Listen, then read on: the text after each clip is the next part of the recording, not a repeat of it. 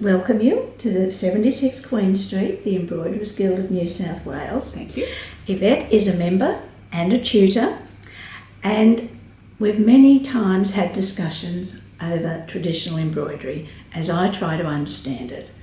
And through Roma Field's books and the works and other pieces in the collection, I'd like to help share some of those things with you.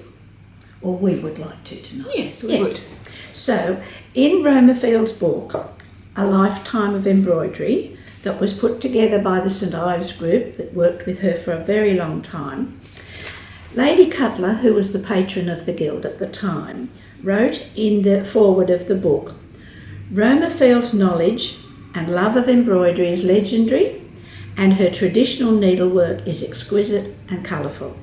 She also has a genius for making tiny animals for infants and toddlers, and her ducklings, bunny rabbits and teddy bears are treasured in many homes. Miss Field has generously given many hours of her time to teach others the ancient art of embroidery, and she has over the years patiently instructed and encouraged thousands of young girls and women throughout Australia.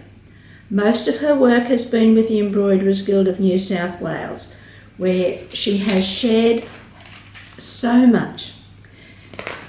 Sylvia Hudson, who helped put the book together, in her preface says, "We all benefited greatly from the instruction that Miss Field had to offer. A strictly traditional embroideress, there was no end to the information that flowed from her needle." And so it made me very interested in the way people do it their own way. Why they go to traditional, why they go to contemporary, why they go to this stitch, that fabric, that design. And what happened for Miss Field? When she was 17, she had a terrible chest complaint, ended up in hospitals and sanatoriums, and for over 15 years she had a serious illness. She was studying all sorts of things, music as well as embroidery, but with embroidery she could only learn from the magazines and the articles in newspapers of her time. Eventually she was able to use mail order, and that made available techniques, patterns, materials and threads. We all go about this journey in our own way, and I'd like Yvette to tell us some of her way. How did you come to the parts that you love, the stitches, the patterns, the designs? Yeah. So I did textiles at high school, and we had a really fabulous textiles department at my school, which I consider to be such a privilege. And I had a fabulous teacher. And so when I was in Year 10, we had to do a small sample, so just very small, of Hardanger, cross stitch, black work and shadow embroidery.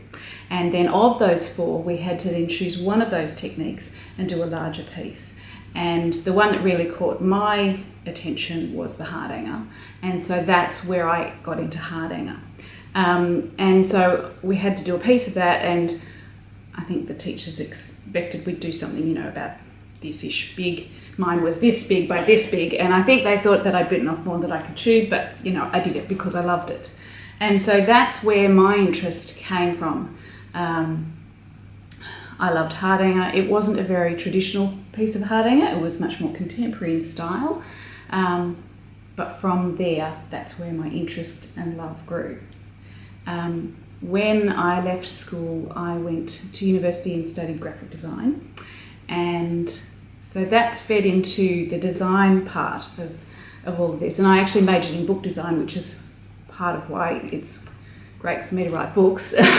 So when I was working as a book designer, I decided that I'd like to enter a piece into the Nordic needle tradition, the Hardanger embroidery design contest. And so I knew it had to be good, so I designed this piece of Hardanger, and then it happened to be one of the winners that year, and from that my book writing came about. I had people offer to me that I should write a book for them.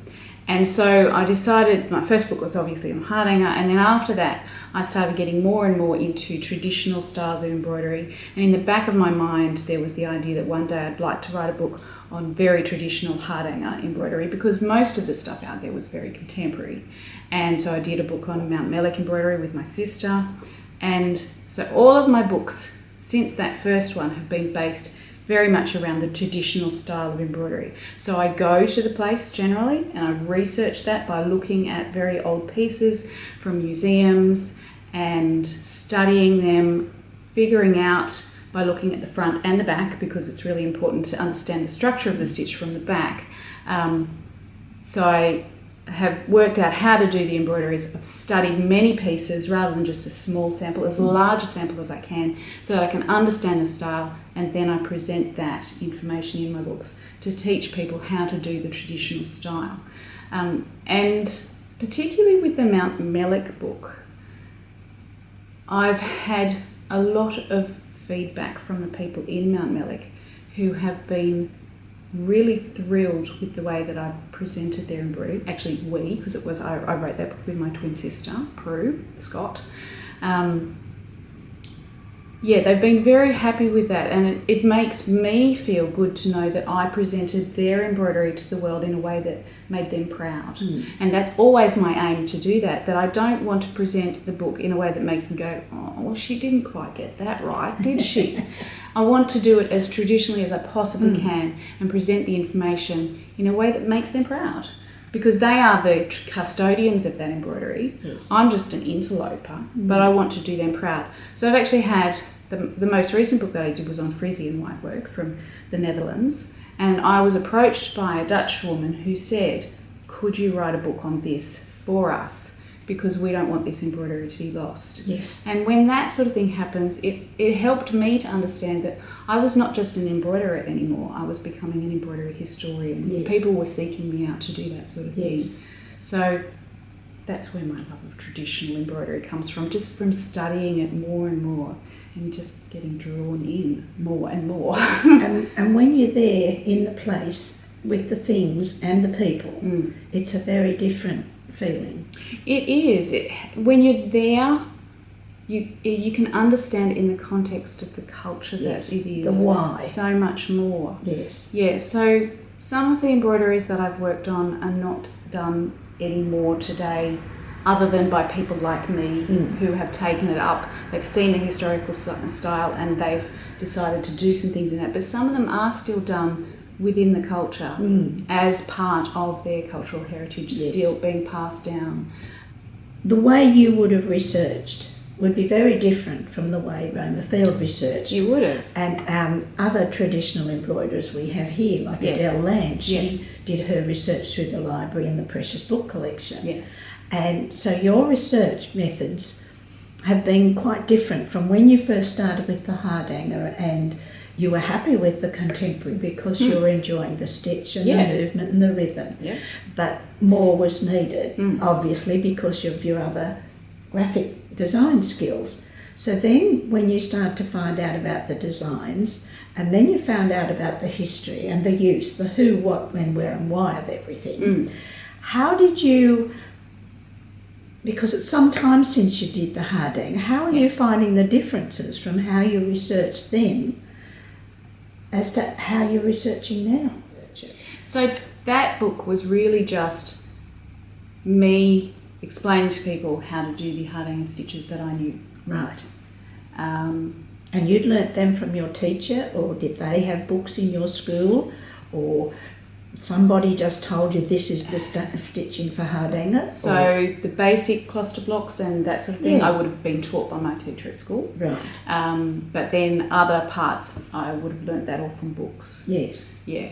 So was that your school library was so well set up for textiles, or you had access to other books, or? My parents bought me some books that were very useful. There may have been stuff in the school library, but I really doubt that because it's very niche. Yes. I would say it was probably my personal collection. Yes, so they knew how to help you build up your personal collection. They did. Okay, so then the first time you travelled there to Hardanger, which is a town, a city. It's a region. It's a region. Good. when you actually travelled to the region, what were you able to see there? Were there galleries? Were there little museums? So I went to the Hardanger Folk Museum in Utna, which is on the side of the Hardanger Fjord. And the correct way to say this is Hardanger. Hardanger. And we Australianised it to be Hardanger. Fair enough. Yes. And I'm going to keep saying Hardanger because That's all right. that's the way we say it. We understand. Yes. So I spent some time there with one of the curators, and she took me down to their archives, and drawers of things were opened, and I got to look at some really old pieces, like from the 1700s. So some of the oldest pieces of Hardanger that they still have. I also spent some time at the Norsk Folk Museum in Oslo. So yeah, just seeing really old pieces and going right back to where it came from. And so were those pieces clothing, furnishing, decorations for homes? So traditionally where they used their Hardanger embroidery was on their folk costume, which is called bunad. Okay. So they would have Hardanger down the front of their shirt, Right. on the yoke, they would have it on the collar, they would have it on the cuffs, Right. then they would have it on, and I'm going to show you one of my pieces here, on their apron. So over the top of their skirt they would have an apron with Hardanger across the bottom, and you can see from that Hardanger was always worked in a band within fabric. Right. So it didn't have its own edge, apart from the edge here. Yes. It didn't have, say, the buttonhole edge that we Right. think of as being very traditional. see. It Okay. wasn't used. Right.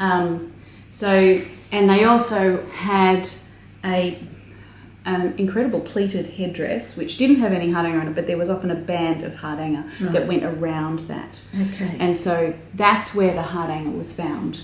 Right. So within that then, this is their it's his identification, and this is part of their status. But first of all, it's their place. Yes. It's the place where they're from, that they're Yes. proud to be from, Yes.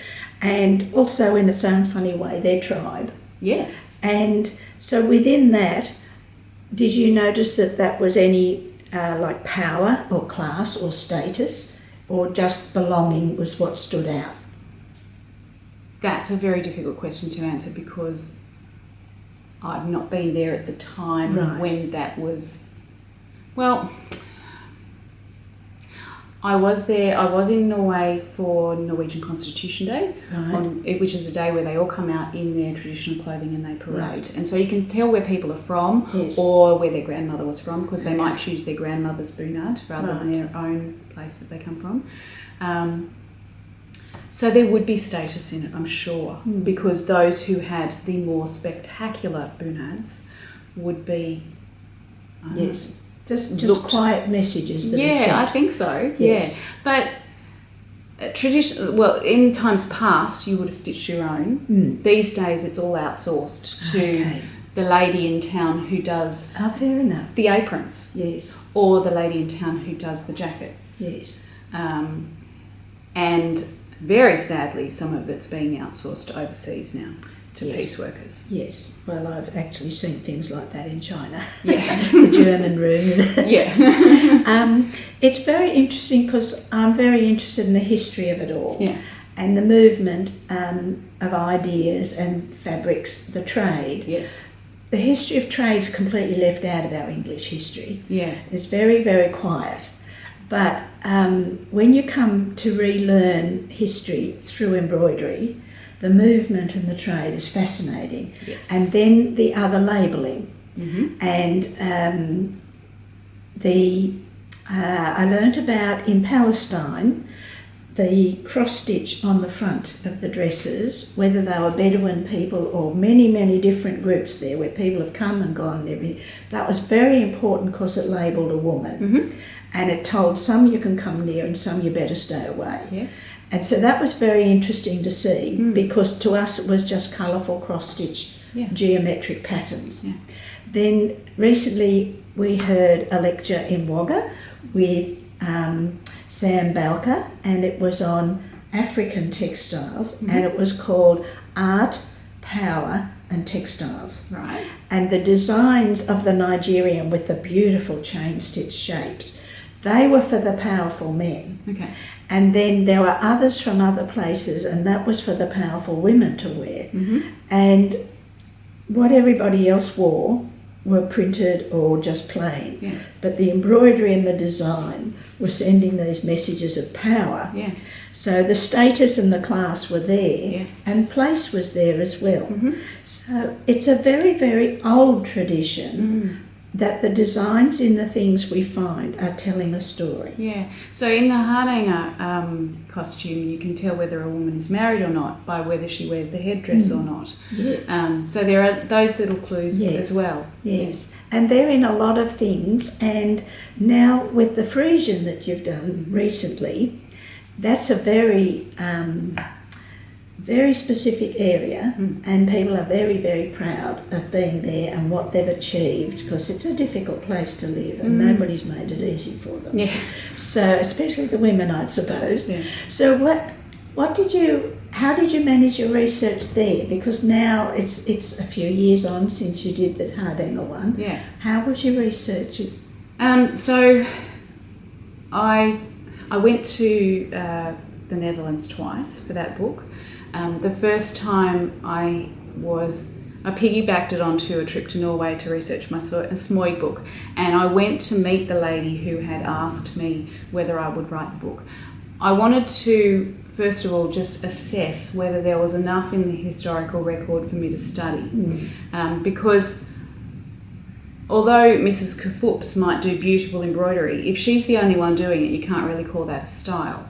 So I needed to know that there was a wide range of things for me to study in order to decide whether I would write that book. So I went over, and she and her friend took me to some museums. The actual museum that I really needed to go to was closed at the time for renovation, so that was a pain in the neck. But they took me to a private collection where a lady had some amazing pieces. Right.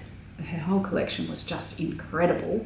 And so she had some beautiful pieces there, and I was able to see from that and another a small amount that I saw at another museum that they took me to, that yes, there was enough in the historical record. So then once I'd finished writing the Smoig book, and I said to them at the time, I'd like to write your book, but you'll have to wait, because I needed to get the Smoig book done first. And so then I went back to the Netherlands some years later and went to the Frisian Museum in Leeuwarden, which is the one that had been closed previously. Right. And I spent 2 days with the curator there, having an amazingly fabulous time looking at embroidery. And so she brought out boxes and boxes of things for me. Yeah. And when I do my research like that, basically what I do is I look at everything and I photograph the front and the back. I photograph detail so that I'm not doing my research there, but I can go away and do it later. So from her and your other visit and the private collection, did you see there was consistency in pattern, consistency in design and materials and threads? Yes. And their reasons, what were they clothing again to say we are Frisian people, or what do you think their reasons for doing it were? So there are two main two main things that the Frisian work was done on, and that is on samplers and on the men's shirts. Right. It was also done a bit on bedclothes, so sheets and coverlets and that sort of thing. But predominantly what we have left to us are the shirts and the samplers. Now the samplers were samplers. They sampled the stitches, the colours, the motifs that were then used on the men's shirts. Okay. On the collars, and there was a little bit down the front as well. Right. And was it on the cuffs? Dear me, you would think that I would remember these things. Never mind, but that answers and their reasons. And it was very important, identity was very important. Yes. So, did you have any more you want to add on those sort of things? No, that's good. Were you able to get to understand the traditional fabrics of the areas that you worked to?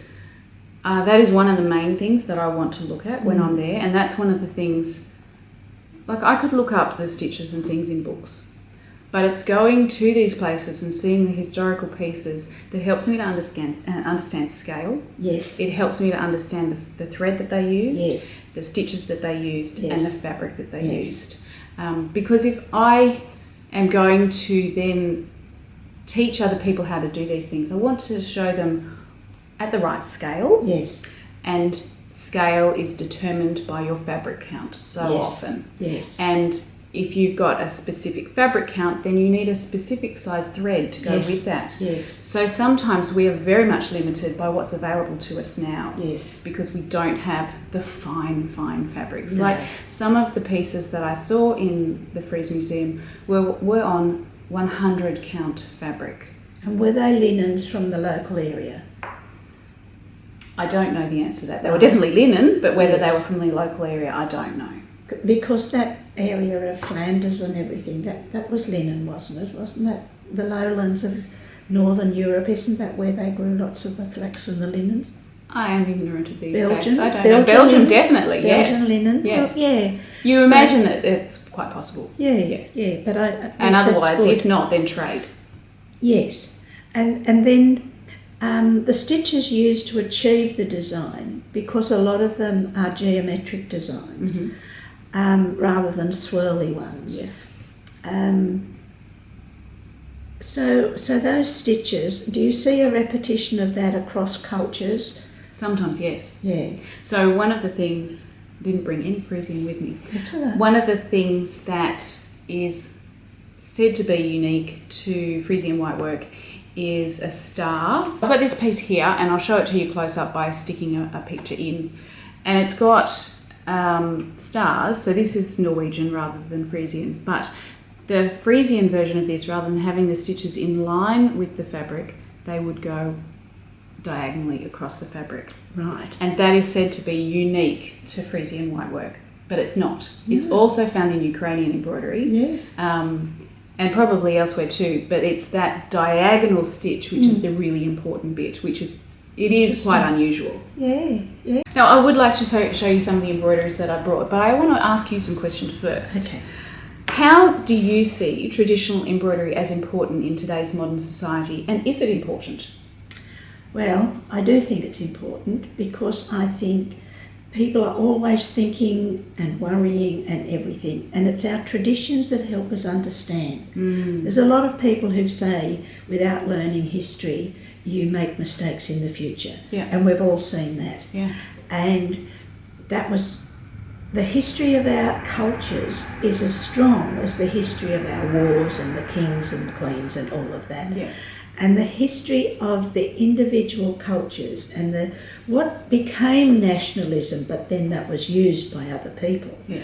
But for a man or a woman in many countries to sit down and stitch, to wear, for those Frisian men to wear the shirt that had been made, that was his sense of belonging and a sense of pride. Yeah. And we all need to belong. Yeah. So I really feel that. But then we've always got curiosity.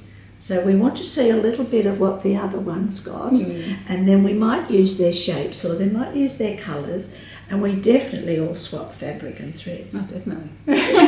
I've actually found that in writing my books, I sometimes have women who write to me and say, my husband is, say, Frisian, and so I'd like to work some of the projects out of your book, so for him, but also I'm assuming so that she has some feeling of connection to his culture and some understanding of that as well.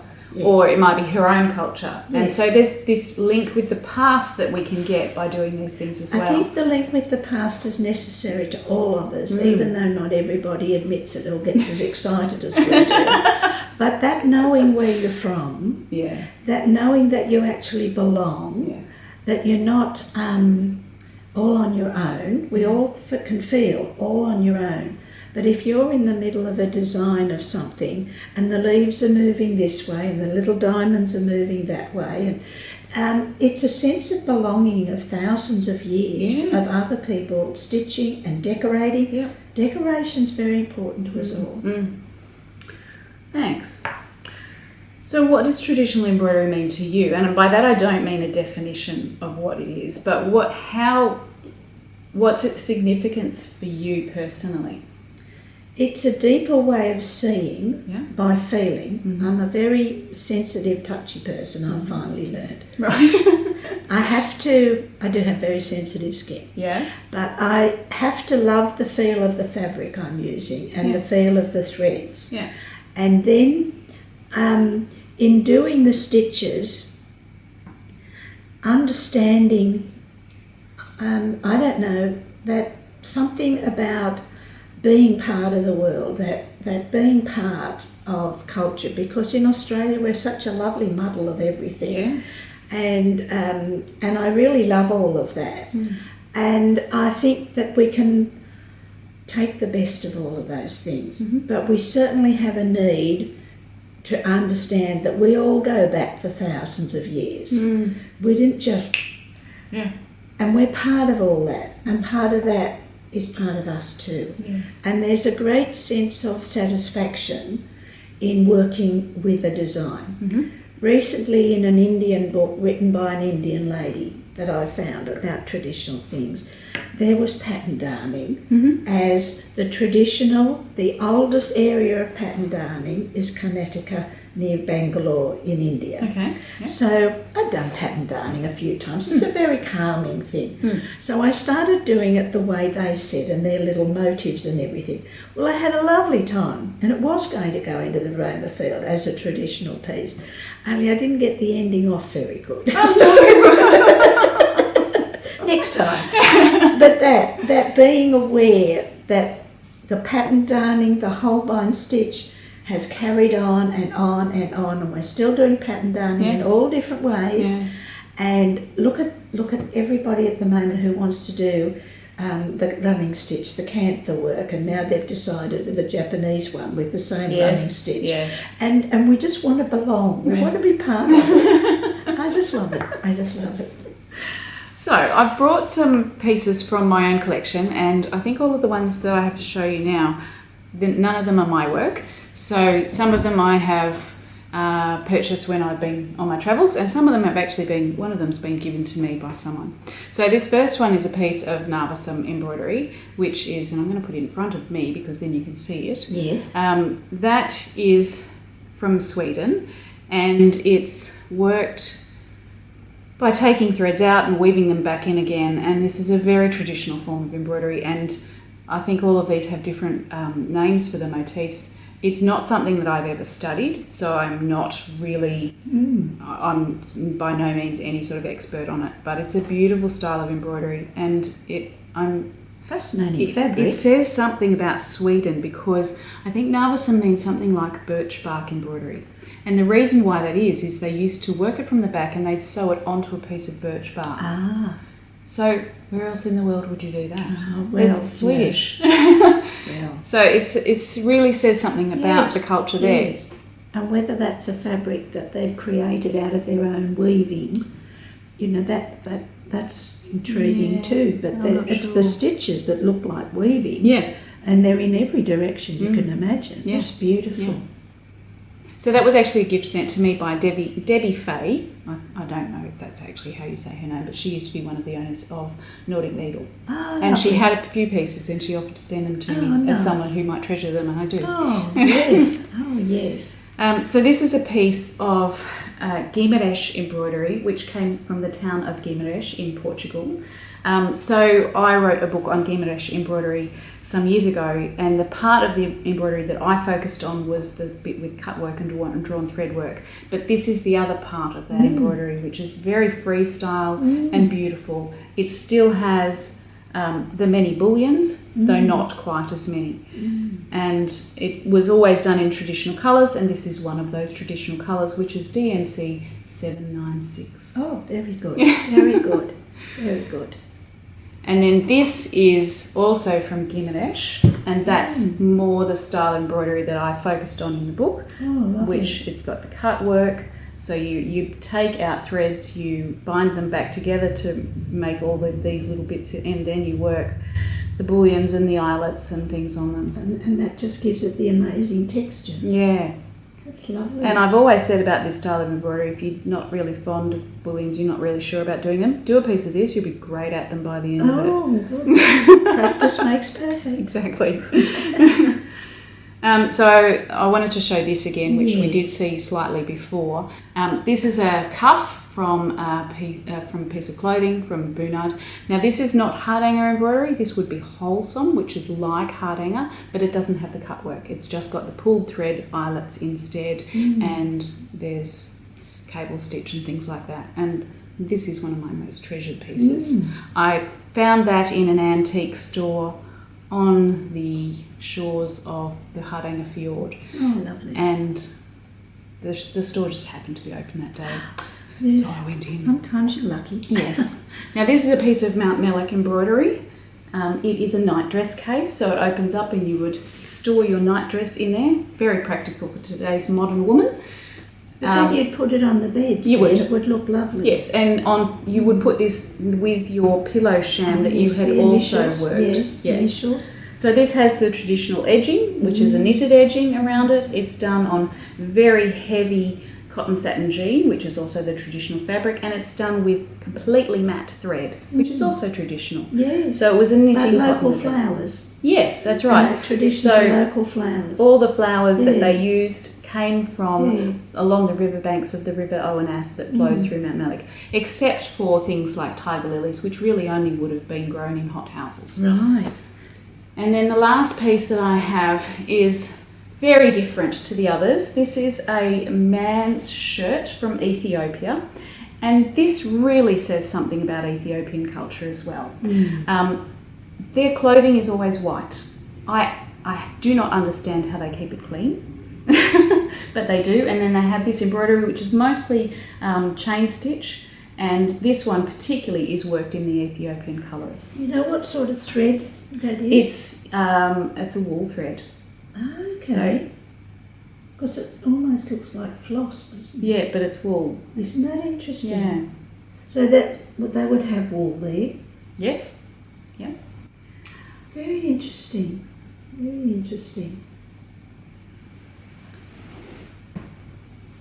So they are the pieces that I brought along to show you today. Wonderful. I hope you've all enjoyed them. Thank you. Thank you. Well, I've enjoyed our chat. Yes, Thank you. so have I. Thank you for inviting me. I think I've learnt a lot, and I'm looking forward to learning about other people's traditions and other people's love of traditional embroidery. Yeah.